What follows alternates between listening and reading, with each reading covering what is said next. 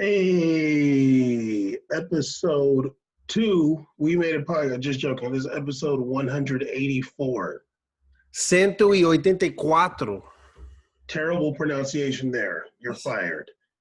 Uh, episode 184. We made a podcast. Make sure you're following us. Go to wemadeitpodcast.com. You can follow us on Twitter, Instagram, YouTube. Subscribe so you can see the videos of us being safe during the pandemic and not recording next to each other because we're responsible sometimes. No, you're enjoying this way more. Big facts. Caesar has decided to give me an Xbox back, so I don't know if he's going to be streaming FIFA at any point, being a dictator with the And K. you'll be seeing Bam there, your favorite part of We Made It Podcast. But yeah, got a lot to talk about today. Caesar's going to be rushing us off the mic, so you know what I'm saying. I don't really have actual recaps, but I got a little bit of something. Also going to talk about Messi breaking the Black Pearl Pele's single team goal record. Going to talk about football intelligence. Hopefully, I got a lot to say. You do? About Caesar dissing Neymar. No, I'm joking. And also, maybe we'll bring out UFC C's to talk about UFC C's cultures. That's not my culture. To talk about UFC culture, potentially. But I watched some games, but I didn't really watch too many that mattered. I didn't realize they were going to have weekend and weekday games again. So I watched a little bit of Real Madrid versus Granada. I didn't watch it for real, but I did see Rodrigo get hurt. I think he pulled a hamstring pretty bad. And I did see Casemiro's goal, and I did see Benzema's goal, and Real Madrid won 2-0. They did against Granada Hills. Currently, La Liga standings are Atletico Madrid is on top, 32 points off of 13 matches. Real Madrid is second, 32 points off of 15 matches. Real Sociedad is third, 26 points off of 16 matches. Shout out COVID. Number 4, Villarreal is fourth with 26 points also off of 15 matches. Barcelona is fifth with 24 points off of 14 matches. And then behind them at 6 is Sevilla with 23 points off of 13 matches. So Atletico Madrid has the lead with 2 games in hand off of Real Madrid. Barcelona is doing pretty bad. They are, shoot, man. Even if they won 2 matches, they'd still be behind Real Madrid. They'd have 30, and Real Madrid have 32. And Barcelona still has not beat a good team since March, since pre-COVID days. Well, I mean, we if anybody's watching any Barcelona games this year, this one, and you actually watch them objectively, not like fanboy heart eye emojis the whole time, then you probably would realize that this is actually really impressive that they're doing this good considering how bad of a team they are. I can't believe they're literally in the top 8. So yeah, so they still have a shot of something, I guess. They just keep at it. Who knows? Maybe they'll do some coup and then Villarreal will fall off and they'll slip into the 4th spot. But Barcelona is horrible to watch. I try to watch games. I can't. Everybody's dropping pictures of Messi smiling on the ground, looking at the ball. I watch these games. I'm glad you're able to grasp a glimpse of the game because you're definitely not watching the whole thing. Literally, if Messi gets hurt, Barcelona is going to lose 5 matches in a row. They're going to lose every match in a row that he's not there. Yeah, they're literally going to be. And when he comes back, they're going to lose too. Yeah, if they lose Messi for even 3 matches, it's over. If they end up beating PSG, I swear PSG is so trash. They definitely will get. They definitely need to get. They definitely need to get either like destroyed for this, or they need to like. We need to like talk about like upheaval. We need to do some management switching, destroying. We got to blow this whole team up. Name everybody. Let's restart the year with a whole farm system team. If PSG loses to Barcelona, I think Qatar will like take away its investment. They'll just be like, "Look, we tried, dude." Yeah, they'd be like, no more state funding. Yeah, they're gonna be like, "Look, we're gonna go buy another team." Yeah, no more taxpayer money towards this team. We're over it. Yeah, like y'all gonna have to be regular now, like Marseille. Yeah, y'all gonna have to battle with Marseille for fourth. Like I'm just like I forgot when I think it's February they start playing the knockout matches for Champions League. And I'm just like, dog, if PSG find a way to lose to Barcelona this year, like they better destroy Barcelona. Yeah, I mean, the only thing I could see is like, yeah, I going off kind of getting rid of the ownership group thing. It's like I'm sure some other ownership group would try to buy them out because they're such a popular name, but they don't deserve that either. They deserve some suffering. They should get the Juventus treatment. Send them down to Division 2 for a little bit. Make them work their way back up like Juventus had to do. They're not above it. Like Future said, might as well go and blow it. Speaking of Barcelona, anyway, some good news for your favorite player, Lionel Messi. He's broken another record. I think he breaks a record every week. Like if Barcelona they make up records from the beat too. Like, all right, like literally, if Barcelona does poorly, Messi breaks a record.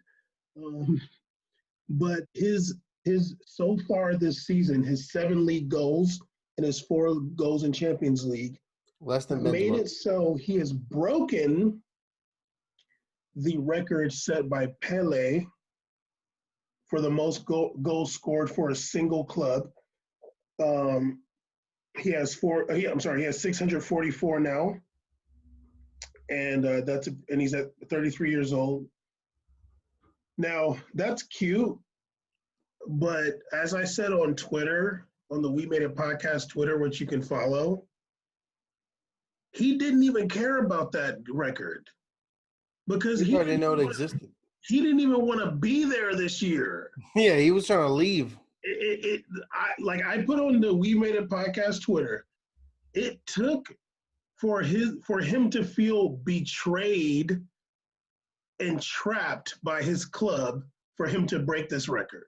It really did. Like he wanted to leave. Yeah. These 600, that's cute, but he did not want to do that. He wanted to leave, man. They probably told him, hey man, all you need is like 11 goals and you'll break that record. I don't care. I want to leave. He's like, that's a lot. Yeah. He's like, I don't want to be there for that record. I want to go. It's summertime. He didn't even forget speculation, whatever. He said it himself on that goal.com interview. I wanted to leave. So this record is capped.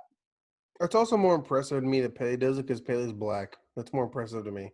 Caesar, come on, dog. Like, you got to give me more than that, dog. Come on. Honestly, it's more impressive to me. You thinking these teams out here was really trying to bring this guy from Santos out there, some Brazilian back then out to Santos, this rumor they heard about some Brazilian out there playing in Santos to bring him out to Real Madrid and all these teams back in those days to play?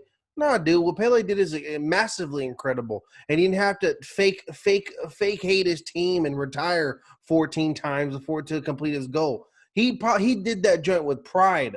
He stuck it out no matter what. It's different what Messi did. Black as hell. Caesar, you have no idea what Pele was going through in his career. Have you seen a Pele documentary? Caesar. Have you seen a Pele documentary? Caesar. First of all, Pele documentary? Caesar. Okay. You gonna act like you was there reading the papers every day, reading the gossip? No, but I mean, for the documentary, I didn't get that concept that he hated it. Well, I didn't say he hated it. He wasn't doing a public announcement, sitting in his sandals barefoot with this dude talking about how much he hates it. I didn't say betrayed.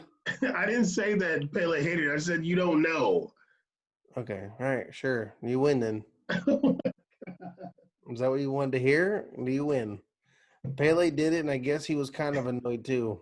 I didn't say that. Oh, God, I hate you. Anyway, This is Caesar's great in-depth analysis. It's better because he's black. Oh my god. It's true, man. It's especially back then. Like, come on now. Those were not welcoming times For of all who? races. For black people? Yeah, Brazil. especially black people. Brazil's army was integrated already, though. I'm not talking about Brazil's army being integrated. It has nothing to do with Pele scoring goals, you doof. Anyway, I just want to point out that like that's cool. You can celebrate that he broke that record. That's great. Like I mean, it is an achievement. But Messi literally did not want to do that. I'm gonna He look for the wanted record. to leave, man. They told somebody had to say to him, "Okay, but dang, Messi, you know you're sitting on 633 goals. If you score 11 goals, you're gonna break Pele's record." He's like, Bam, Please get me out of there." bam. Pele played for Santos from 1956 to 74. Come on, dog. Can we give this man some love? Come on, dog. He was a worldwide megastar. He dropped it. Caesar, He dropped. First of all, these goal stats are cap, and I'm gonna punch this monitor. Come on, dog. They Caesar, gotta. should we call you out? Should we put you on blast or no? You do this every year. It's not like this is new. You said that I'm all of a sudden a Pele fan, but I picked what Ronaldo or somebody over him. No, you used to be hating on Pele, and I was like, "Can you Pele said some stop?" things that bothered me a lot. He was kind of weird. I was like, Sometimes "Can he'd you?" be taking the wrong medicine over there in the hospital, but he'd be saying the wrong stuff. I was like, "Can you leave Pele Well, alone?" Pele's still a boomer. He can say boomer stuff sometimes. He's not above it. But I've never on the show said that Pele was not one of the greatest players of all time. I've never doubted his legacy. I've never done that here. I've never done that. You're the Key one that's the big Zico fan, not me. key statement Caesar just said is on this show. Because Oh, just shut up. It's the only reference people have. because I'm calling you out. Actually, Yeah, but you're fake though. prior to this show, he used to be saying stuff about Pele, and I just I went, "Don't." never say anything about Pele not being one of the greatest players of all time or his goal record. You You're used to the be one talking. that's the big Zico fan. You like Flamingo. I don't even know what Zico looks You like. know how he looks like. He's called the White Swan for a reason. Anyway, Caesar's cap. But for the third time, I just want to say, y'all can celebrate that record. But Messi wanted to leave Barcelona. He did a barefoot press conference, so he definitely wanted to dip. He wanted to leave, and he could have cared less. I know somebody told him, "Man, you're so close to breaking Pele's record." He's like, "I don't care. I want to Yeah, leave." about that goddamn record by that person. Can you imagine? I mean, if it was a big deal, he would have been like, "Oh man, you're right. Damn. Okay, you know what? I'm gonna try to leave next summer then." He would have off top been like, well, I'll I think that record's amazing. After this next season, I'll have to reconsider my options. Yeah, but I want to break that record though. Yeah. This record I gotta stun on his record real quick though. Anyway, this is gonna be the shortest episode ever, and I'm kind of excited. Um, okay. So Caesar, I was on the Guardian, and I was looking. There was a article by somebody named Ben Welch, and it's the title of the article is "What is football intelligence and can players develop it?"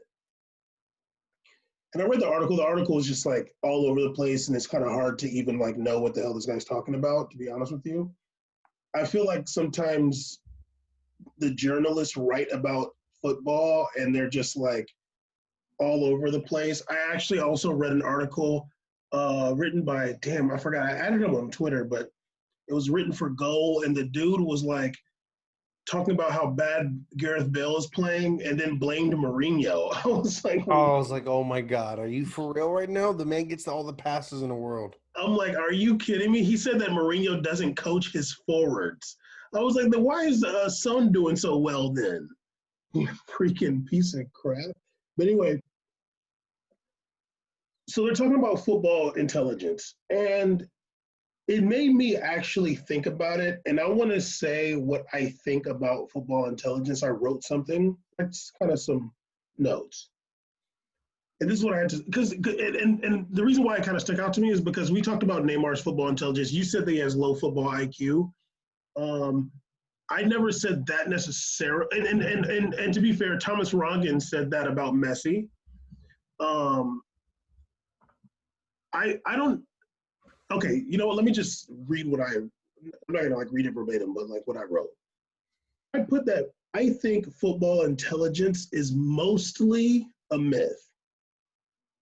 I think it's more. I don't know if Caesar's listening though, because I need you to be paying attention, not reading stuff on your. I'm right here, man. Keep talking. No, because you're reading stuff on your monitor, and like I need you to like be with me for just 1 second. Can you just rock with me for a little bit? I'm right here. Go. Because I know that you're reading stuff. I'm looking at you right now. Go. Okay, I moved the screen. Okay, but you were reading stuff prior to that.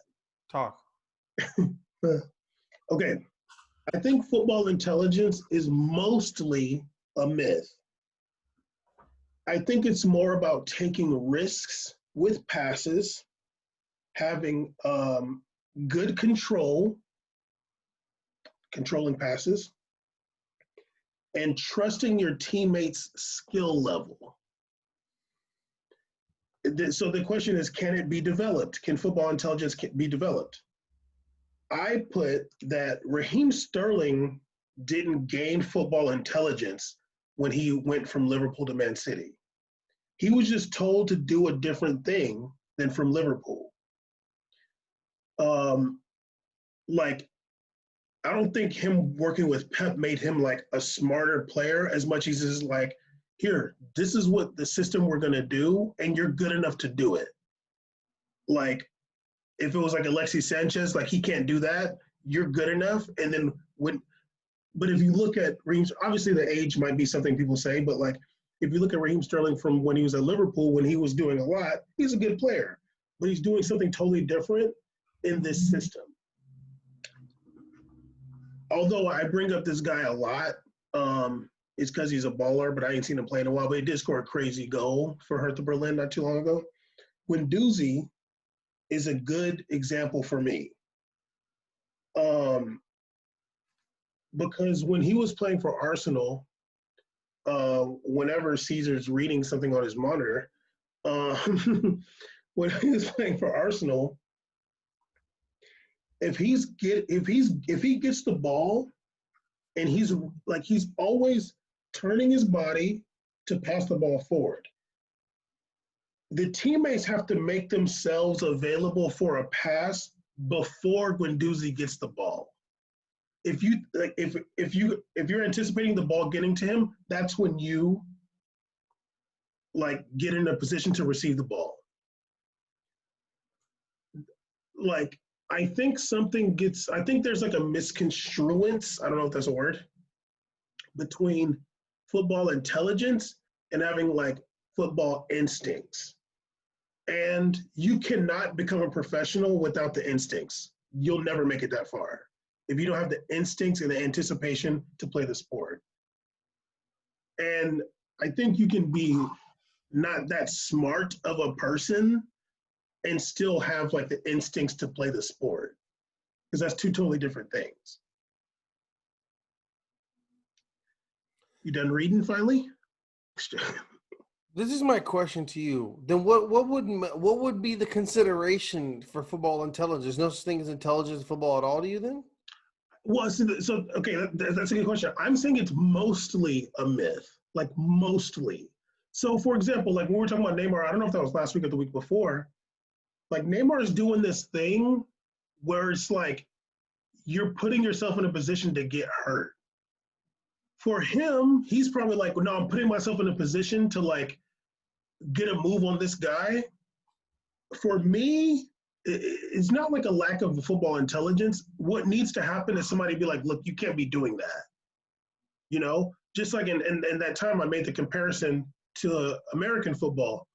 You might have a running back or something like that who's like, I'm gonna prove to the other team how tough I am. I'm not just gonna run out of bounds. I'm gonna go heads up anytime before I go out of bounds. For him, he's like, no, I'm intimidating them. I'm showing them I'm tough. So for him, that's a good idea. You got to have somebody be like, look, no, you can't be doing that. You know what I'm saying? So I think it really what it is instincts more than anything. Like I remember when Thomas Rongen said that about Messi, like I would love to actually have a conversation with him about that. because it's like, for me, I'm like, I don't really feel like Messi doesn't have football intelligence. I don't really feel like that. There's nothing for me, like, I think he doesn't have like the greatest sense of leadership and mental fortitude. Like, but that's different. You know what I mean? And I'm in agreement with you about that. I don't think Messi's like an idiot or anything like that, or like he just goes around dribbling aimlessly. I actually feel like comparatively to other wingers in the world, he probably has the best movement with the ball and best decision making in those situations. Now, if the situation comes, we criticize as time has gone on how effective it's been, as time has gone on how his lack of leadership and mental fortitude has led him to like play the position he wants to play because he just doesn't have the athleticism he used to. That's different than intelligence and decision making. That's But coaching. yeah, it's coaching. It's coaching. It's tactics. It's all that stuff combined into one. But this is I still want to know from you, like, what would you consider that? Like, what would it be like? If you don't believe Raheem Sterling has gained any kind of intelligence since moving from Liverpool to Man City, then like what would it be if he were to? Like what would be the consideration for intelligence? That's Because the thing. I feel like the Raheem Sterling I watched when he was 17 at Liverpool, he was so raw and full of young legs and talent. But when he got to Man City, it was like maybe a maturation process, a confidence build, and maybe not. Maybe I can't come into words exactly what intelligence he gained, but I feel like over time you gain knowledge of the game, you learn more. So, great example.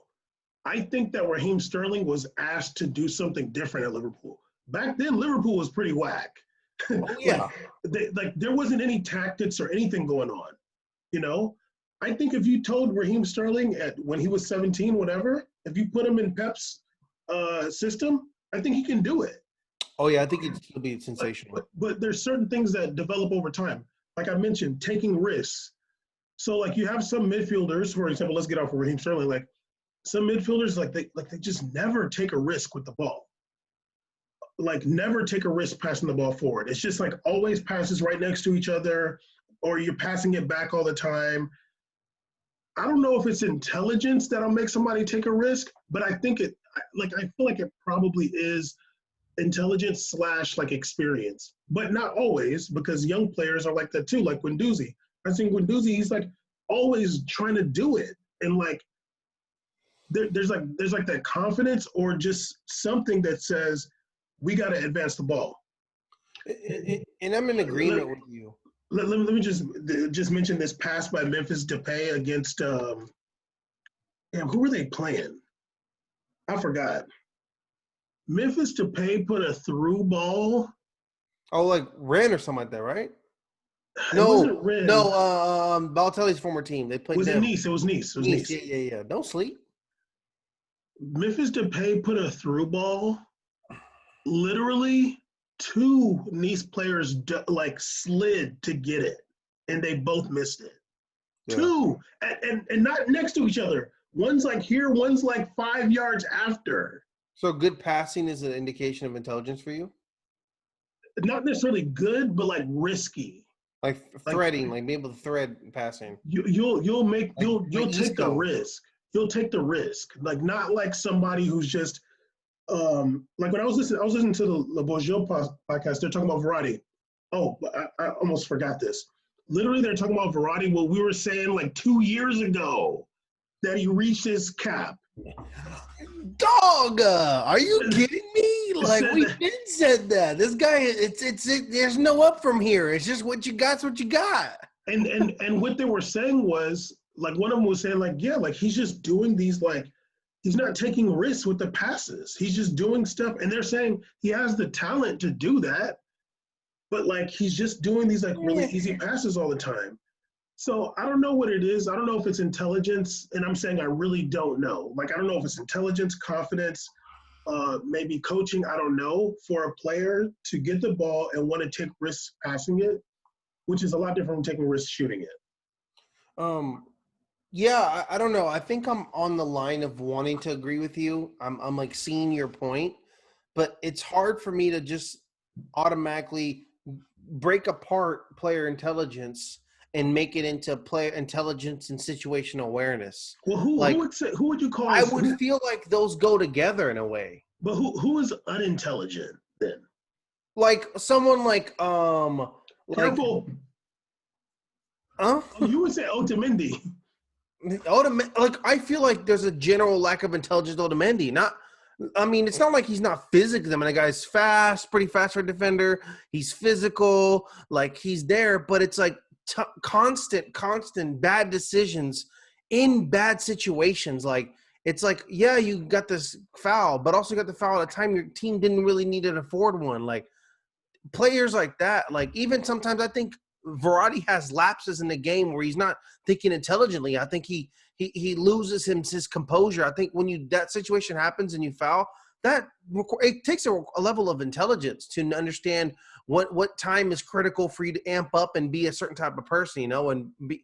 So I don't know, like, are we? Is it okay to just split those? It is okay to split awareness and intelligence. I feel like those kind of go together in the sport of soccer, especially because soccer is done on such a big field and with so many players and so much happening in certain situations. And it's one of the few sports where you have these big divisions of events going on. There's an entire difference of like you could be a striker, but you might never understand the battles going on in the midfield or the battles going on in the defensive side of the field. Like it's three different wars going on a lot. So I think it acquires different aptitudes, So I think that the only way I can disagree with you is that you can tell the difference between players that have a sense of aren't very intelligent when it comes to the game and players that seemingly have an intelligence.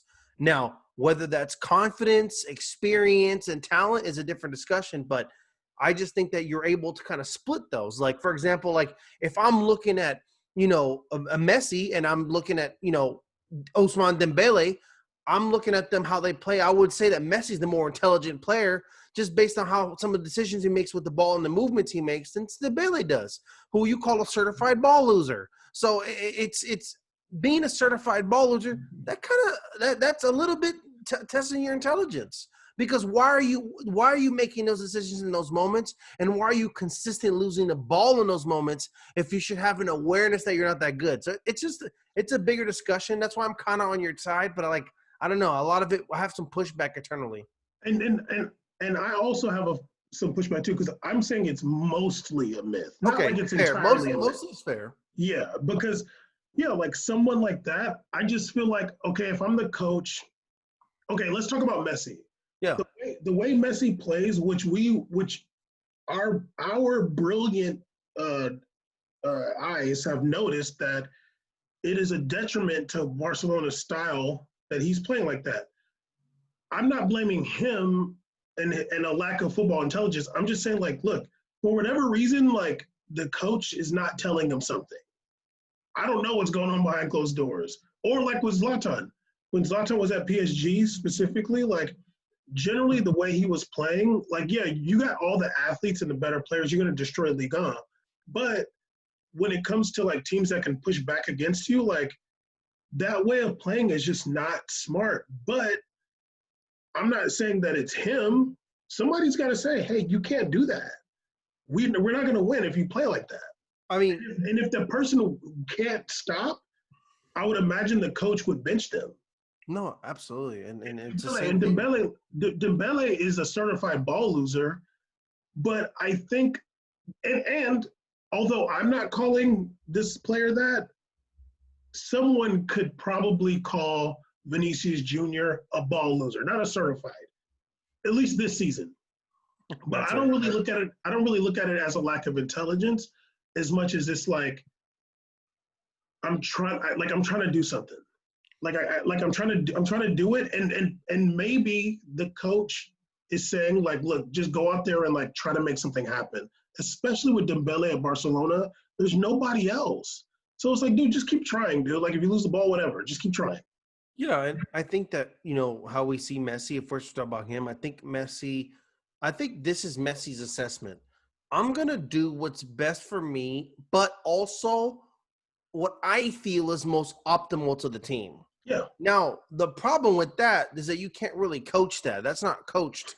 That's not like a team mentality. That's thinking, I know they got this whole thing going on, but I'm going to do what I feel best doing when I feel it's opportune for me. But I So don't we see think the game where there's YNW Messi, and then there's the ghost. There's Messi who gives you the Instagram highlights, which are cute 30 seconds. But if you watch a 90-minute game, sometimes you're like, I don't even know where this guy is right now. Like, what's going on? So it's that becomes issues in itself for coaching, for teams, and that this leads to what we talk about, why it's detrimental to the team when it comes to development of youth around him, and when it comes to success of a tactic or a scheme you have going on offensively as a team. well, that's the thing. I don't think that these coaches have that. Like, No. I think that's literally like not true. I think literally what's going on is you have some dude who goes out there and says what drill to run at practice.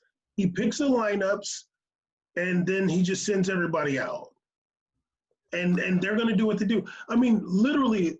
So I don't want to talk about like Messi and them the whole time, but like kind of going back to what you're saying, like positionally, like the striker knows what's going on everywhere, just like the midfielder knows what's going on, just like the defender knows what's going on, just like the goalie knows what's going on. They've been playing since they were 5 and 6 years old.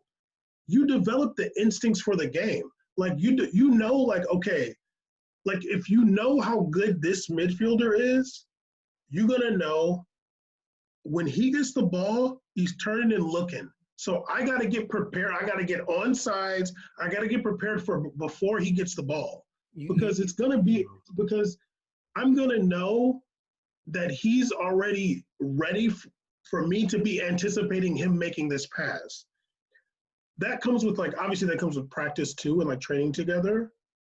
But you just develop those instincts, and once and like I mentioned in the thing, I mentioned that, like, taking risks and trusting your teammates' skill level, like kind of like Real Madrid, like they all trust each other to be able to switch the play.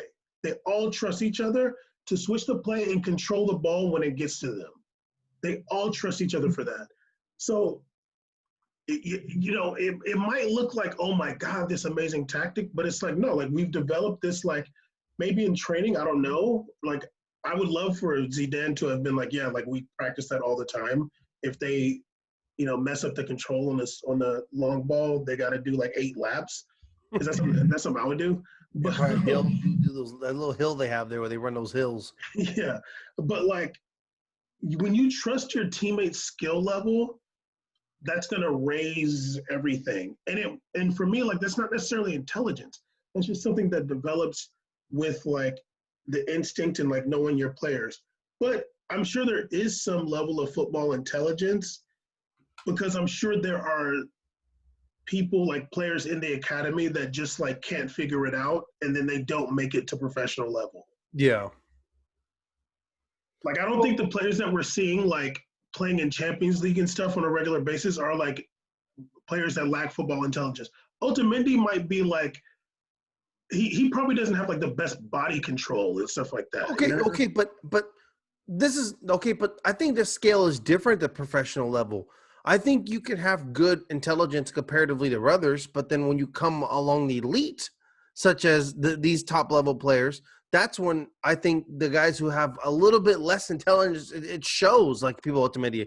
I think it shows in them because when they're around others at elite level, like Otamendi went from Man City, now he's playing at Benfica. Like, I think it shows like there's levels to this. Yeah, but that might not just be because of his intelligence, it be his skill level. Okay, so here's a question for you. Do you think that Ronaldo has good football intelligence? Yeah, why would I not think he has good football intelligence? But like there's not really much in his game that makes you feel like, oh, there's such an intelligent player. What you see is he's got a right foot, a left foot, he's good in the air. He obviously like trains super hard, but you don't really feel, I mean, he's also a winger, you know what I mean? So it's not like really like the intelligent position. Like there's a lot there, but I don't know, because I would say that, yeah, because I think an unintelligent player would just stick to what he kind of has as a skill set and just try to work that through. I think it takes a level of intelligence to be adapting your game over the years to complement how your body is changing. But that's not football intelligence. That's something outside the pitch. But I mean, it's part of the sport. I mean, you're playing a sport. But this is talking like this football intelligence is talking about like playing on the field, like during I the think play. I think it's just going to keep going run around because then some of it will just go back to instinct. And are we talking about is instinct a part of intelligence? So it's like that's where I think. I mean, maybe I think he's intelligent because his instincts are so high. I mean, it takes a lot to be able. It takes a high level of instincts to make all those goals in these numbers, and especially doing it now. What the fourth league now he's done it, so or third league, and I mean it's 100+ goals in every league he's played. So I think it's something. It speaks to something. So yeah, so that's the question. Like, is intelligence the word or good instincts? Okay, then I'll think it's fair to this. I think it's fair that we don't know necessarily how to interpret it like in a concrete fashion. So I think it's unfair for me to make past statements demeaning a player based on that merit. Like I can't go out and say you gonna apologize to Otamendi? I can't go ahead and say something like someone like Benjamin Mendy's unintelligent because he can't kick a cross in, and I'm not gonna say Gareth Bale is dumb, and I'm not gonna say that Neymar has terrible IQ or whatever or pitch IQ based upon ball losing. I think that's fair that I can't say those things then because I can't adequately argue for the other side. So you're gonna. So I mean, and it's not like that. I'm saying like in a way, like I'm willing to admit if I can't argue for the other side, how can I bash the other side? And so that's the thing. Like, well, one, I'll be expecting your apology to Otamendi, but I'm not talking to him unless we're gonna square up. That's literally about it. All I want to do is run hands with him. That's it. But it is like a thing. Like I think there's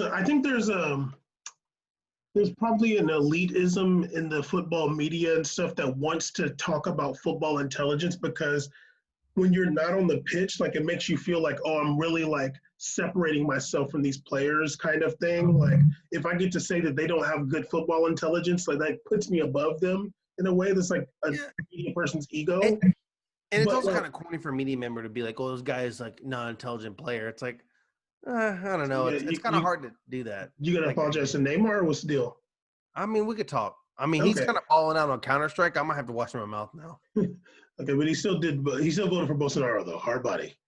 He did. That's why he's not intelligent. But it's like, yeah, like maybe it's not necessarily intelligence. It's like it's like the good instincts, which I think most players have those instincts. But what's gonna add to those your ability? What it's gonna be is your ability to act on those instincts. For example, like if I'm playing soccer, like if we're playing, yeah, I want to like do it, but like my body won't let me. You know what I mean? Like so then it's like the outside the pitch stuff going along with your instincts, like the instincts to make the runs and all that stuff. You're always gonna know that. But like Luis Suarez, like, oh my God, I wish I could. Him running in that 54th minute in that match is on the highlight thing because I was seeing it on BN, and it was the most pathetic, sad thing I've ever seen in my life. So, like, it's not like Luis Suarez has lost his football intelligence by any means. His body is just, like, not able to do certain things. The instincts don't go. But going back to, like, Neymar a little bit, like, the thing that we criticized him most for was putting himself in a position to get injured. It can be so frustrating to watch that. Like, I mean, we both had our individual frustrations with him playing in a manner that we see is like conducive to getting injured. Yeah. I don't necessarily blame that on his lack of intelligence.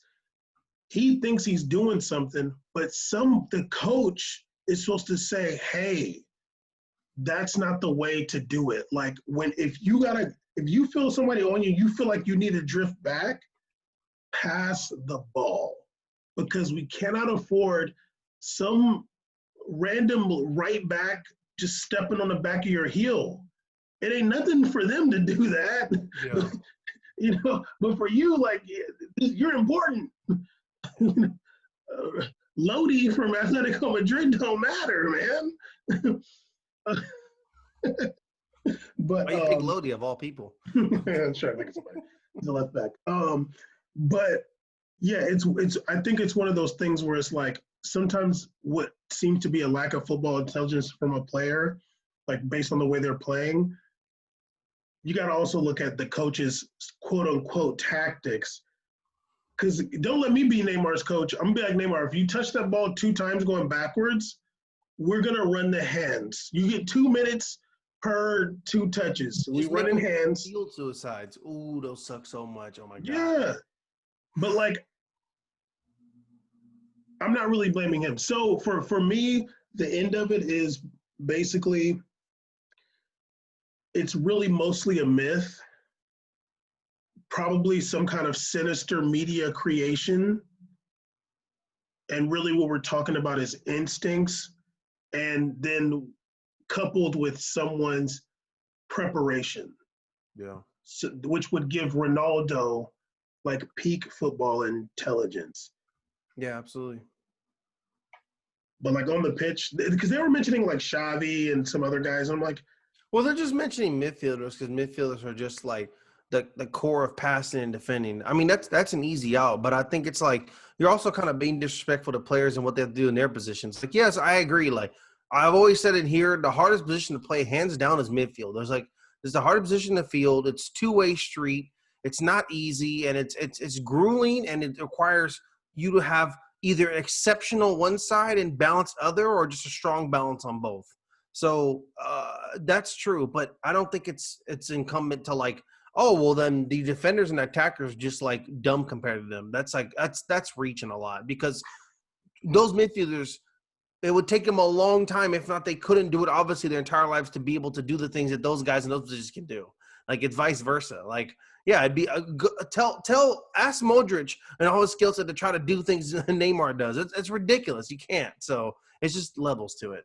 yeah, like it's not about football intelligence. No. A good midfielder is somebody who control passes well It and just doesn't lose the ball. Just yeah, retains possession. Even retain. if you just retain that possession, it's the best thing to see.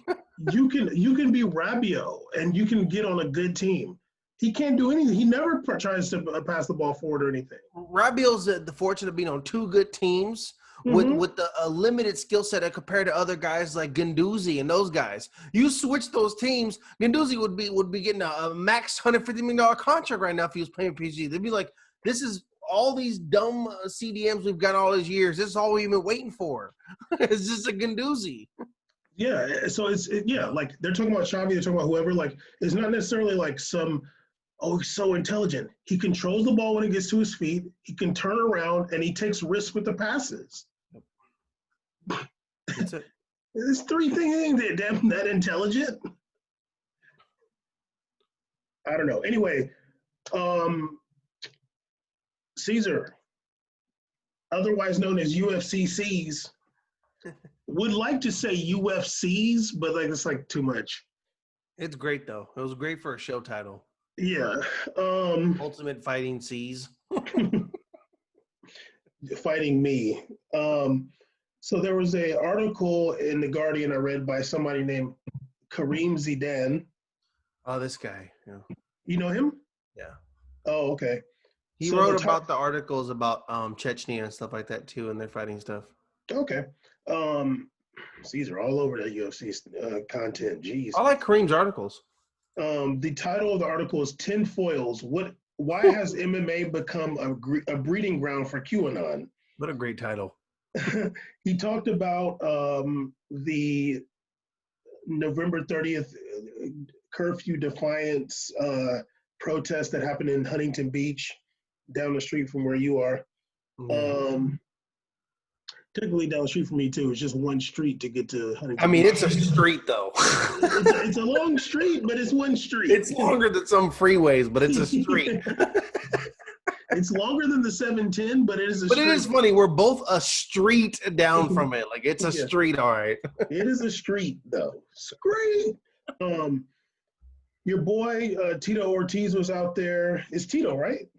Yeah, it is Tito Ortiz, yes. Obviously, he's the Huntington Beach City Council person now. And Mayor Pro Tem. And they talked about what's her name from Mandalorian, Gina Carano, the retired MMA fighter. Mm-hmm. Got whooped by Chris Cyborg. Go ahead though. What? She got handed by Chris Cyborg. Go ahead though. Shout out to Brazil.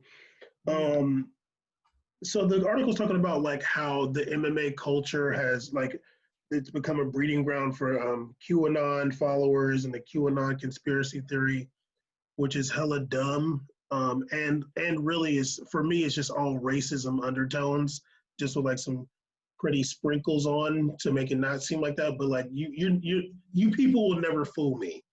No. Um, Good. Stay on YouTube.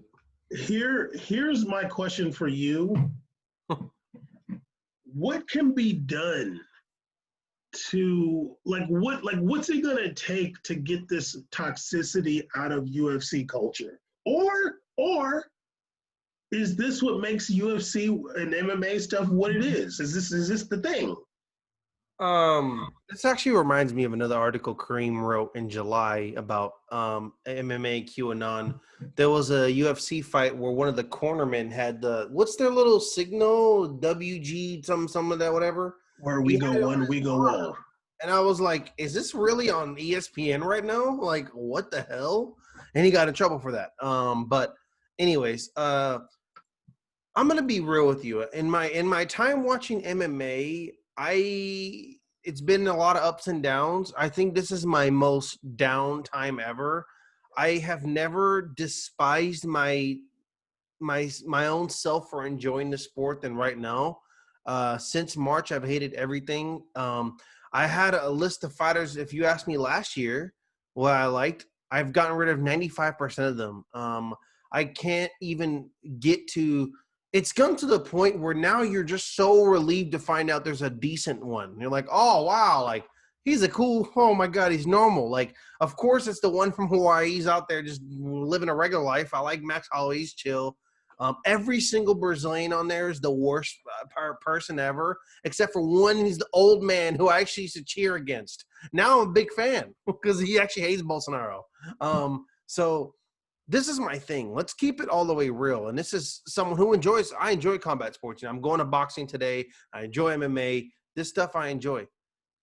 When you have a sport where number one, the origin and the idea of MMA came from watching and inspired from Gladiator, right? The Gladiator mindset, the in a cage, fight to the death, blah blah blah. Of course, and now in legal terms, um, these people punch each other in the face for a living. They choke each other. They do these things where they think it's cool, where they lick the blood off the glove and scream, and there's these kind of behaviors associated. Now, not saying that someone intelligent can't fight in MMA. That's not true. That's not the case. But when you have a sport that's predicated on barbarianism and professional cocktail fighting, as they called it before, and you know, like these kind of things, you're going to not you're not going to have a breeding ground of discussion, education. It's an expensive sport too. It's not cheap. Like you have, if go get a running total on how much some of these gym memberships cost. You're going to tell me that's easily accessible by some of the people from lower socioeconomic statuses in the area? No, it's hard. The reason some of these stars you get in, I think, even with any kind of diversity, get into these leagues is they find these guys, they sponsor them, and they get in. That's not exactly inviting. It's not the most open setting. It's not an Olympic sport. It's not in schools. It's not in the situation. It's a subdivision sport. This didn't work out for you. You're not making money here. Come here and punch somebody in the face and make money. And it's ran by one of the most scummiest corporate people of all time, which is Dana White, who breeds this, who did a whole campaign and even and through March has not had one picture of him and wearing a mask ever since March. They lie about these cases about no one. They now book 15 fights because usually 5 fall out from positive cases. So it's not a beautiful statistic thing. He's dropping fake video shop phone video edits, dissing the media on his own private Twitter account. When this has happened, you have a breeding ground of this because this culture, MMA has always had that underground culture. It has the us against the world. A lot of these people have been, pushed aside for whatever they are based on in society. Now when these type of people are there, they're going to adopt policies and conspiracy theories that are also part of that division that's been pushed away in life, right? Someone that actually goes and takes time to understand other cultures, backgrounds, books, and the things, they're going to lean towards more intelligent mindsets of how the world should be treated. When someone has been treated the opposite of that, they're going to lean towards ideals that are catering to that as well, right? Life has treated me wrong. I've been through the wrong, so I want to adopt something that doesn't seem like the norm in life. I don't think we can change this. I don't think, unless MMA moves towards not only a culture of a little bit more intelligence, but if it's not more intelligent, it's more understanding. If it's more understanding of the world and why things are the way they are, then you'd see a change. But that's not how it goes. In the world, you have people of all varying degrees. MMA is consistently grabbing from this pool of people, and its leader enjoys that. He wants the just bleed mentality. He wants that mindset to keep going.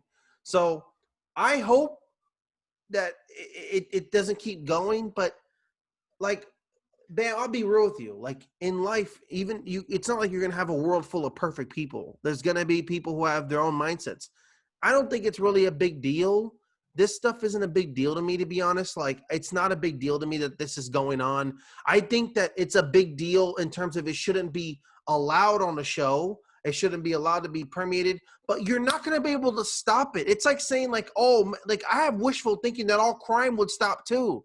But even if you adopt policies to change crime in areas, there's going to be crime. It just happens. Like, it comes forth. And then I feel like that kind of goes MMA too. Like, you can do what you want, but these people are going to want to believe what they want to believe.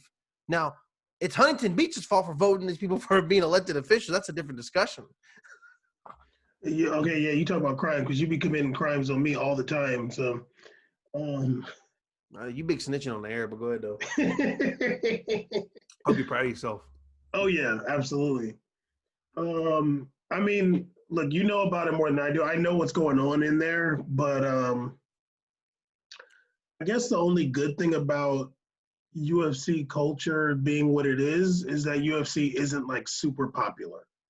They think they are. They think they are. They think I they're mean, the biggest thing in the world, but they're honestly, they're not really. it's not really. I mean, it has its level of popularity, but it's not At like most, MMA has peak peak um uh uh uh, uh random interest, right? yeah. Something big happens, three friends. What am I the friend that goes to? Well, I'm the friend that something's happening. I get the messages once a year. Hey, what's his name? Khabib is fighting, right? Okay, like, I want to see. Are you watching that? That's the peak interest that the majority will go to, right? And at its peak, what the best UFC fight this year did 1.5 million buys. There's 300 million people in this country, so it is what it is. I don't think it's not as. I think they think they're bigger than they are because they're in multiple countries. But you still have a sport where it's just a single person. You know, it's not team. It's not easily adaptable. It's not encouraged. Like when you come up, no matter what part of the world you are, there's usually one of 3 or 4 sports you're playing, and you go out to go play, right? Soccer, basketball, cricket, whatever. You play one of those, a team sport. It's like encouraged. Or maybe tennis, but you don't go and say, hey, you know, you just turned 7. You should go out there and start punching your cousin. Like, it'd be good practice if you start choking your sister. No, you can go kick the ball with her, but like, you don't do that. So unless, you know, hey, but, Come on. but it's always going to have that subdivision sport. Hey, my wrestling career is over in college. There's no professional wrestling in the Olympics, and it's only sponsorship money I get from that. Oh, I can actually make another career just fighting. Okay, I can just adapt this into that lifestyle. So, I mean, think about it, dude. They're one of their most exciting moments was they got Greg Hardy. Like, they were so hyped to get Greg Hardy. He just fought again this weekend, and he was over here, and he was on the ground, his eyes rolling behind his head because he was so tired. Like, this is the pinnacle athlete you're talking about? No, it's not like that at all. You're gonna get great athletes once in a while, but it's just not gonna breed.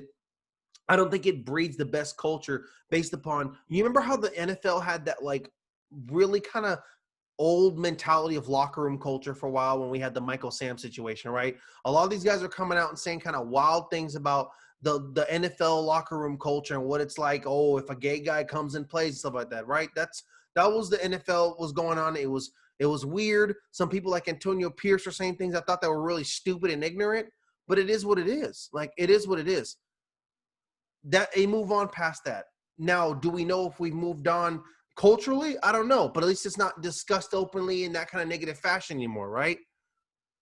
I think that's the best MMA can hope for, is to, like, this stuff is just not talked about it move to the part. But as long as you have a president that is super supportive of someone like Trump, it's just going to keep permeating. And UFC proudly takes no they don't whether it's what side you prefer, they don't mute they're athletes. Like, if you say something wild about QAnon, they let you say it. But if you say something about Black Lives Matter, they let you say that too. Like, they don't really take into account, unless you say like a really bad slur. They don't really like jump in there. They let you say whatever you want at any press conference. Because they just want headlines. They just want a headline. Slur like what? I'm sure. Well, I mean, Caesar broke it down. You know what I'm saying? That's UFC's. That's his favorite sport. I'll say this. I think the best person to read about, like, I get my stuff from is this reporter. I don't know what the Chechenian wrestling scene is. I don't know how they do things and another fighter from Kazakhstan. I don't know how it is over there, and how they brought in some female athletes over here too. I don't know. So I think he does great reporting. He has some death threats on him. So I know he's doing something right. There was some death threats, so he's doing something right. Someone he pissed off. So he does pretty good. Some things he says I don't agree with, but I like to still read his articles. I will read his articles. I'll say that. Other people, I'm not going to click on your page. Other people, I'll definitely read his article. I mean, he's okay. He's not as good as Caesar. You know what I'm saying? Make sure you check out Caesar. No.